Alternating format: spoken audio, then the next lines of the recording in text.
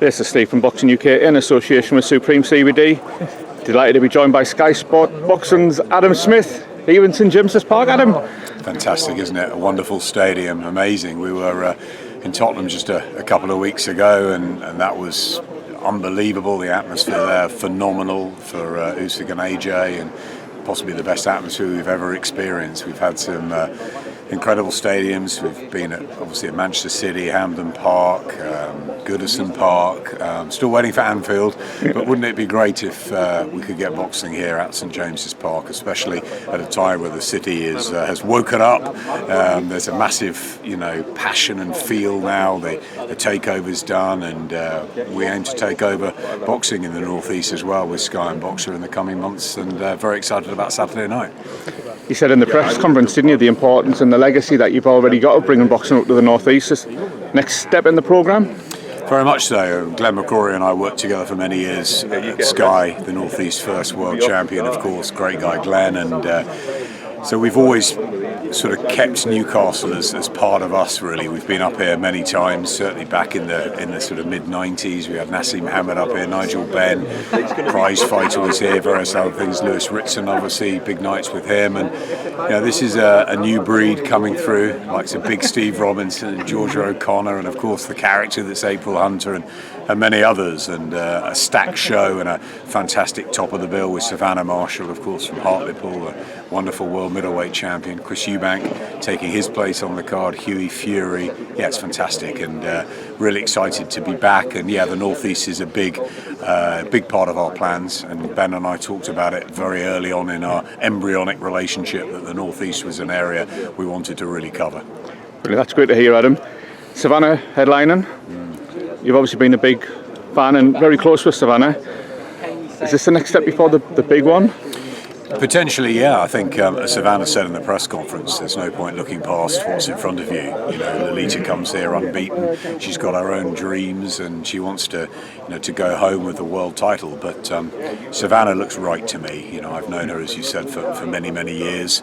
We first worked together on the Sky Scholarship programme just after London 2012, where she froze, and it was a very tough time for her, and we had a great deal of working out with Savannah, and there was a lot of sort of ups and downs, and confidence was a major issue, but she showed her class time and time again, beating Clarissa Shields, obviously winning the World Championships as an amateur. I thought she was robbed in Rio. She won Commonwealth Games gold, and during the amateur 4 or 5 years we had together, it was probably a case of if she got past that first hurdle at a tournament, she'd win it.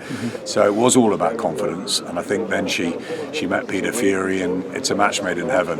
Peter's the right person for Savannah. He's very calm. He's a brilliant boxing connoisseur. He knows how to make her tick, and I think you saw in the Hannah Ranking win what that partnership can do, and I think that they can go on and on. I think Savannah's a very special talent, as long as she believes in herself and keeps doing what she does in the gym and bringing it to the ring. I think the sky's the limit, and obviously Clarissa Shields is the big fight. I said to Ben that we should absolutely get Clarissa on the Sky platform, which we have. We're hoping that she'll come and fight over here, and then we'll get the blockbuster together, providing everyone keeps on track for maybe next spring. Lovely. And you've got Chris Eubank on, and it's great to get him out so quickly. Is Chris Eubank the type of flagship fighters that are going to push this forward for you, Adam? Of course, he's high profile, he's a star already. We want to make him a superstar. Now he's got the platform, we've got time with him, working in conjunction with Wasserman, Calais and Nisse to make sure that Chris, does now have the opportunity. He needs momentum. He's obviously had a tragic personal year, and it's been very tough for him, and our hearts are still with the Eubank family. Sebastian, a lovely guy, and we were devastated with that. And Chris is at home in a ring, and he needs to be back in the ring. It nearly happened a fortnight ago. We pulled it because it was the right thing to do, and I think Chris is a professional. I'm sure he was gutted at the time, but he took it very well, and he comes back, and maybe it's to the benefit of the Newcastle fans and the atmosphere that's going to be created on Saturday night that they're going to see Chris. So, and listen, he's got a tough fight. his opponent's not come to lie down. He's very spicy, he's lively, he's unbeaten in a long time, and he'll fancy his opportunity. And that's what it is. These shows are opportunities for, for upsets, for who's going to become the star. We've got the platform, and Ben's going to deliver the stable, which he's going to have the opportunity. So, yeah, very excited about Saturday night, and having Chris as a main part of it was essential, I think, at the end, and we got it done, and we want to get him out, providing all goes well Saturday night before Christmas too. Brilliant. Local fans will be a little bit disappointed Lewis Ritson wasn't there. Can you clear anything up with Lewis? I think Lewis isn't well. I think that's a shame. We'd love to have had Lewis on, and Lewis has been a big part of what we've done over the last 3 or 4 years. So we were up here with his when he lost last time on our last Matchroom show, and we've there's more miles in the clock now for Lewis Ritson, and I'd like to see him come back and fire up this place again. So he's not well, so unfortunately he misses out on this card, but I'm sure he'll be tuning in, and it's an opportunity for friends and compatriots like April Hunter and Steve Robinson to take their places, and this is what happens in boxing. And as we saw with Chris a couple of weeks ago, you just got to dust yourself down, get yourself right. No point going into a ring unless you're 100%. It's too dangerous a sport. So we wish Lewis better and well, and the show goes on, and it will be a fantastic one. Indeed. Adam, can I just ask you a couple of questions away from this show? Can I ask you just your reflections on the first Sky show? Were you happy with how it went? There was a lot of conversation about the heat map.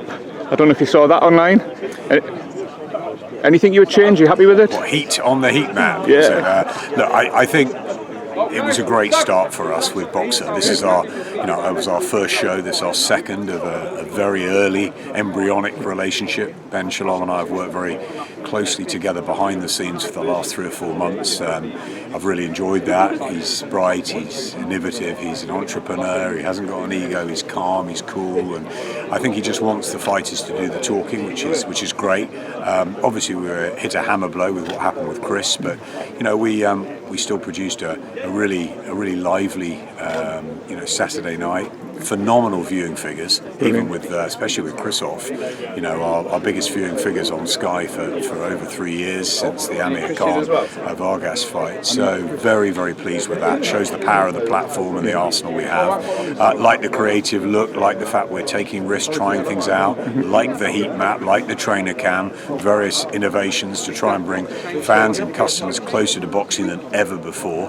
We're very lucky. We've got great access, haven't we, to not just to the different sports, but to the fighters, and we're lucky with that. But we want to bring fans, customers even closer to it. So of course we're going to try these things out. Yeah. The heat map, did it work as we used it the other night? Maybe not, but will it work as Matt Macklin believes it will, sort of over a course of time, sort of following fighters and seeing the different ways that their fights take patterns? Possibly. Yeah. And if it doesn't work, we'll try something else. There's a lot of things going on behind the scenes, technically, much smarter people than we are in front of the camera, going on behind the scenes to make sure that we bring boxing to the forefront and try and make fans and customers sort of almost feel like they're inside the ring. I thought the trainer camp was brilliant the other night. There's many more little gadgets to come, but the heat map and everything else we try, we'll take risks, we'll try things out, because this is what we've got to do with a new era and a new venture, and we're very excited about doing that with a new company in Boxer, with obviously a very established company with top rank in the States, and between the two of them I think we've got a really exciting future on Sky, and obviously the biggest platform in the UK and the biggest in America sports-wise with ESPN. Indeed. Adam, can I ask your professional opinion? A lot of outcry this week with a Dazn survey that went out indicating, or certainly suggesting questions about future pay-per-view. To the best of my knowledge, the whole Dazn USB was that there was never going to be any pay-per-view that you would pay. Just have any thoughts on that? Yeah, absolutely. Exactly what you saw and I saw. They seem very anti a sort of pay-per-view platform, but that's their business. Dazn do what they're going to do. There's some very smart people over there who we work very closely with for a number of years with Matchroom, and they'll do what they feel is right for their business. But I'm in the Sky business. We've been doing Sky Box Office, or now Sky Sports Box Office as it's called, events since 1996 with Bruno and Tyson, and they've been very successful. A couple of mistakes along the way, maybe, but most of them we think we've got right. They're special events. They're events that go above, the regular sort of shows. And I think we've learned over the years that you've got to have a great operational platform. You've got to have a great marketing platform, and you've got to have obviously the platforms like Sky Sports News and digital and social to really drive it. So those are things that they'll have to think about if they're going down that road. But as I said, it's not my business, so that's up to them. I'm a fight fan. Last weekend I just loved watching both the Dazn and BT shows. Loved the Liverpool show with Liam and Troy Williamson's wonderful win over a great fight with Ted Cheeseman, and then obviously the humdinger that was in Vegas with Fury and Wilder. Gutted not to be there, of course, but fantastic to watch it as a fan. So hats off to both Dazn and BT for entertaining me and many others royally last weekend. But I'm concentrating on the Sky business. We are in a business, a sports business, which has the Premier League. We're here on Sunday for the Spurs game. The Formula One, the golf, the cricket, the darts, everything. There's so much more in the Sky Sports portfolio, as well as obviously the Sky Entertainment, Sky Mobile, everything, the new Sky Glass, which is just going to be unbelievable and a real game changer. And then, Comcast's other business with NBC and Universal. So it's a huge sort of offering that Comcast give, and boxing is a part of that. And it's my job to make sure that Ben and I work together to deliver the best we possibly can for Sky customers. And I think we'll do that. But look, there's a lot of competition out there at the moment with DAZN, with BT. It's great for fighters, it's great for fans, and what they do is their business. I'm concentrating on the Sky business, and what I do know is that there are many Sky Sports nights before the end of the year, both from America and from the UK. Look at Josh Taylor on December the 18th, Sky Sports, not Sky Sports box office. So there won't be any more Sky Sports box office shows this year, and we'll choose very carefully when we go next year with them. Obviously we're hoping to renew with Anthony Joshua and Usyk would be, and maybe a few others. But for the moment, it's Sky Sports all the way, and I think that's great. It's great value for the customers, and it's brilliant to get a chance for the Boxer and Sky relationship, and the Top Rank and Sky and Boxer relationship, to get off to an absolute flyer, because it's a journey, Steve. It's not a you asked me about that first show. Yeah, we've got a lot to work on. We're going to go away, we're going to think about what went wrong, we're going to work on that. Same with Saturday night, but hopefully we'll improve week in, week out. And this is a partnership for 4 years with both Boxer and Top Rank, and we're going to make sure that we win in the end. I think it's a long journey. Good, madam. Wish you the best of luck with that, as we did in London. Last one, as a boxing fan, you touched on Fury Wilder. Where would you rank that in the history of heavyweight fights? And can anybody beat Tyson Fury? Well, great questions. Very difficult to rank it amongst some of the monumental heavyweight fights in different eras. But let's take the sort of modern era. I was at the Bo Holyfield second fight when the Fan Man came in. I'd go back to Bo Holyfield 1 as one of the great heavyweight fights that I've seen. To go back a bit, Thriller in Manila, Rumble in the Jungle for the story. And I think in recent times, obviously AJ Klitschko at Wembley, 90,000 there, and a phenomenal fight, ranked right up there. But I think that this belongs amongst them. It was a terrific fight, knocked down to plenty, thriller minute, on a knife edge certainly after 4 rounds. And I think Tyson Fury's performance was incredible, the way he adapted, the way he reacted to adversity, the way he came through it. And Deontay Wilder deserves enormous credit for staying with him, for hanging in there, for the gladiatorial heart he showed. So yeah, I'd rank it right up there as one of the best heavyweight fights that I've ever seen. And then Tyson Fury as a performance, he keeps performing. I was there in Germany when we were working together, and he upset Vladimir Klitschko, and he had the mindset and then the physical performance on the night. Then, of course, the difficult times after that, the openness he had with mental health and depression, which he keeps talking about. He was suicidal, he was right at the bottom. I remember talking to him in Monaco when he was 30 stone plus, and he told me he was going to be heavyweight champion again. I never believed even get in a ring again. Mm-hmm. So he's proved so many people wrong. It's been an incredible comeback story, and he stands as the premier heavyweight in the world, no doubt about that. And I think obviously Anthony Joshua's lost a couple of weeks ago, makes you say that with even more authority now. AJ's been phenomenal for boxing, absolutely brilliant. two-time heavyweight champion, incredible resume, poster boy. He's brought boxing back to where it is today in Britain, no question. And listen, he'll be vowing for revenge and trying to do what he did with Andy Ruiz second time against Alexander Usyk in the spring. No easy fights for him. He's straight back into the fire.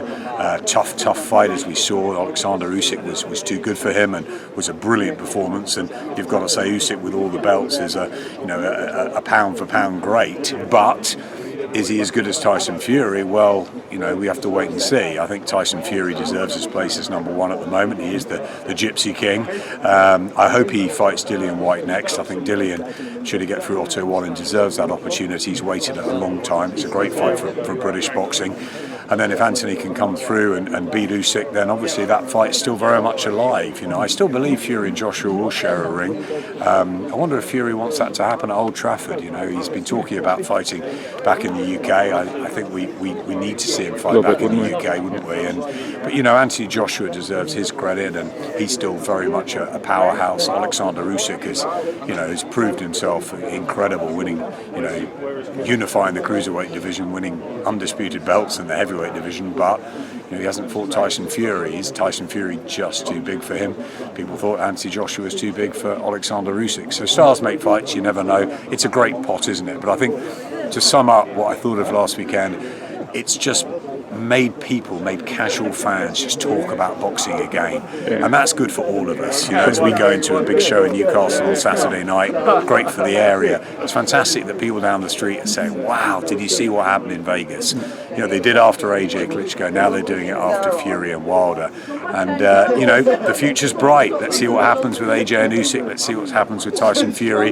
I think Fury and Wilder both deserve a really big rest now, back to their families. For Deontay, sort of back to the drawing board, but he'll come again. And for Tyson, the world's his oyster. If he retired now, he'd go down as one of the greatest heavyweights we've seen.